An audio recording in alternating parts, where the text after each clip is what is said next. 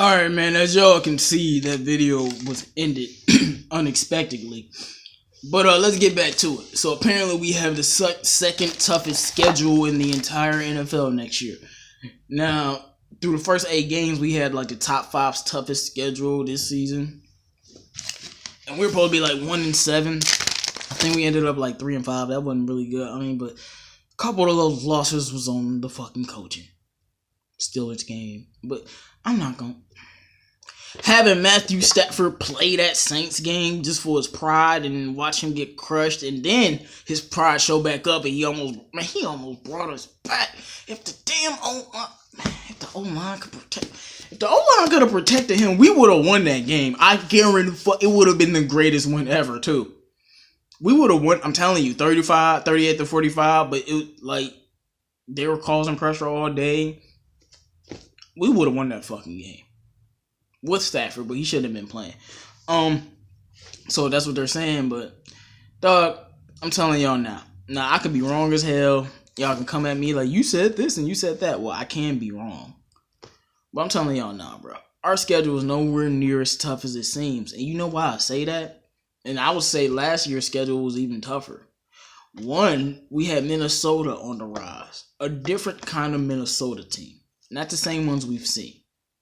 And even though Aaron Rodgers was gone, so we didn't have to deal with him. But like I said, I think we're going to sweep the Packers again if I didn't say it. Their defense, I'm sorry, bro. Their defense is just not good enough to beat Matthew Stafford anymore. At first, it was our defense that was so bad we couldn't stop Aaron Rodgers. But it's reverse. Our receiving corps took the next step with Marvin Jones, Kenny G. I'm telling you, unless like only way Packers beat us if it's like 40 to like 30, not like bruh. That defense is not stopping Matthew Stafford. It's not. But quarterbacks. That's why I don't consider this schedule as tough. Last year, man, Drew Brees, Cam Newton, Matt Ryan. I don't want to give Case Keenum no respect because I told y'all he's going to show his true colors. But at the time, a well-oiled Minnesota offense. Ben Roethlisberger, even though he didn't play well in that game, he still made that one play. You know what I'm saying? Like, just much better competition. Yeah, we win against some weaklings, but we always do. This year, we have maybe Aaron Rodgers twice. Who knows? We have Tom Brady. We have, I don't even know if Russell Wilson is playing football ever again. So, he's playing baseball right now. Maybe he'll come back. But if you didn't know, Russell Wilson is playing baseball. Go look it up. And then after that, and we still have Minnesota. Man, fuck their quarterbacks. They garbage, dog.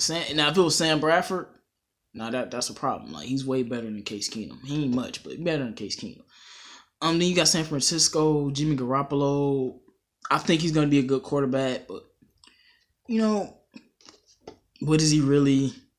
And then you have the Jets. Who the fuck is their quarterback?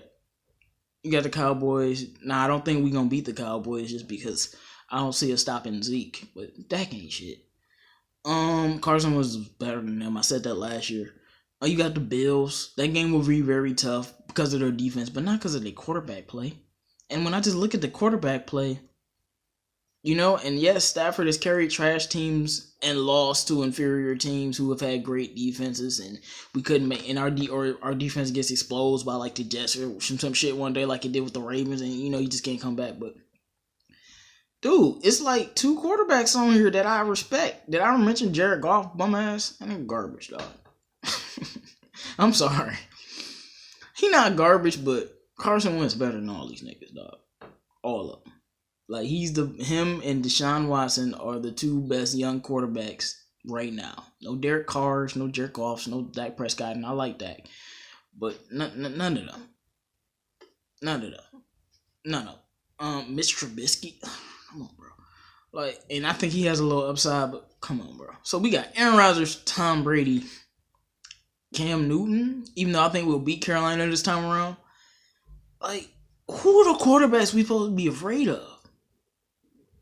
Now, I know everything isn't about, like, quarterbacks or whatever, but I'm not fearing these teams because of the quarterback play. I just feel like our quarterback play has been getting better every season. If we protect Stafford, get that run game around him, we're gonna be very hard to beat. I said I was gonna do a little prediction or whatever. I don't even have any pins or anything because I was gonna tally the wins. I'll just count them up in my head. So we definitely sweeping Chicago. I want to say we definitely sweeping Green Bay. Nothing's definite, but we sweeping Green Bay. We probably split with Minnesota. So right there, that's 5-1. New England, I feel for some odd reason we gonna win that game, which means I'm wrong. Whenever I feel like we gonna win a game, we don't. So what was that? 5-1. That's 5-2. The Rams, I think we gonna beat them. 6-2. The Seahawks, we beating them. 7-2. Arizona, we beating them. 8-2. The Bills, we might lose that game. 8-3. Who else is the Cowboys? I said we was gonna lose that game. 8-4. And then the other teams is Carolina, San Francisco, the Dolphins, the Jets. Off of that, we 8-4. I'll say we'd be 11-5. Just just random off the top of my head. And this is mainly predictions from before free agency, before the draft, all that, like right now, before we know what the hell's gonna happen with this team. Of course, I'm gonna do a real prediction video, like 3-4 months from now. But this is like way premature, early stuff. I think if Matt Patricia doesn't hold us back and he actually elevates us, we'll win 11 games. 9 games at the least. I feel like Stafford he's at the point now, he's too good to let us go below 500. 8-8 at the very worst. Like, we're not going below 500 with Stafford playing like this. It's just not happening. I feel like during the season, your quarterback, if it's a good one, will win you half the games. Now, if they're having a ridiculous season, they'll win more than half the games. But they'll win you half of the games in the season. It's those other wins that the Lions have a hard time getting. Last year, Stafford won us, I would say, 8 games. Maybe 7. Defense showed up one time. Not, completely dominating the game and winning. And I'm talking about the Minnesota game. They dominate. We won that game. Amir Abdullah ran for 96 yards, gave Minnesota a hell of a problem. So it was a complete team win. But without Jared Davis, yeah, we won that. I'll give that one to the defense. Any other game I want to get to the defense? Not really. Usually your defense or your special teams or your running back or maybe your receivers, even though that's part of like the quarterback. Usually your running backs or your defense or your special teams will win you a couple games. Like Jamal Agnew. Yeah, I'll give special teams the credit for that game in New York because Jamal Agnew won us that game. That game was close. He put the nail in the coffin. But that's the Lions' problem. We'll have Stafford win us 7 games and maybe squeeze out 1 or 2 from the defense or special teams. But it's never winning by coaching, winning by the running game. All I'm saying is Stafford's going to give us 7 to 8 wins off of his quarterback play unless he just has some huge drop-off, or I'm not going to say it. I don't even want to speak that word unless he has some huge drop-off or something else happens to him. Knock on wood. So the rest of the wins, depending on where our running game's going, I think our running game and our defense could give us 3 more wins, or at least 2. So I say we'll be from 9-7 to 13-3, but I'm going with 11-5 right now. 10-6 might be more realistic, but I'm a dreamer, man. 11-5. That's about it on that, man. All right, man. This is Detroit Sports Talk. Lions talk, Pistons talk. The Lions, they hired a new.